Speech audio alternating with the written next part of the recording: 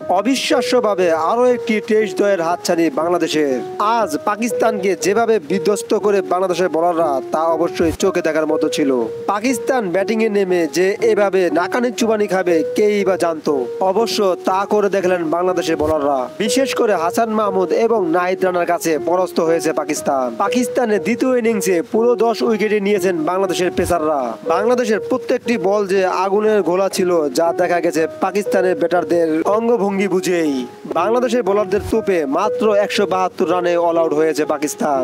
তবে আরো আগেই অল আউট হতে পারত পাকিস্তান। মোহাম্মদ রেজওয়ান এবং সালমান আলীর 43 এবং 47 রানের ইনিংসে কিছুটা পথ দেখে পাকিস্তান। বাংলাদেশি বোলারদের মধ্যে হাসান মাহমুদ ক্যারিয়ারের প্রথম 5 উইকেট তুলে নেন। এছাড়া দা গতি মাস্টার নাহিদ রানা তুলে নেন 4টি উইকেট এবং আরেক পেসার তাসকিন আহমেদও তুলে নেন 1টি উইকেট। আগের দিনে 12 রানের লিড নেওয়া পাকিস্তানের সংগ্রহ হয় 184। 185 রানের টার্গেটে ব্যাট করতে নেমে জাকির হাসানের টি-20 মেজাজে ব্যাট করা এবং সাদমান ইসলাম সঙ্গ দেওয়া মাত্র 7 ওভারেই কোনো উইকেট না হারিয়ে তুলে নেন 42 রান। এরপরই শুরু হয় বৃষ্টি বাধা। দিনের 30 ওভার বাকি থাকতেই বন্ধ হয়ে যায় খেলা। বাংলাদেশের জয়ের প্রয়োজন আরো 143 রান। হাতে আছে 10টি উইকেট।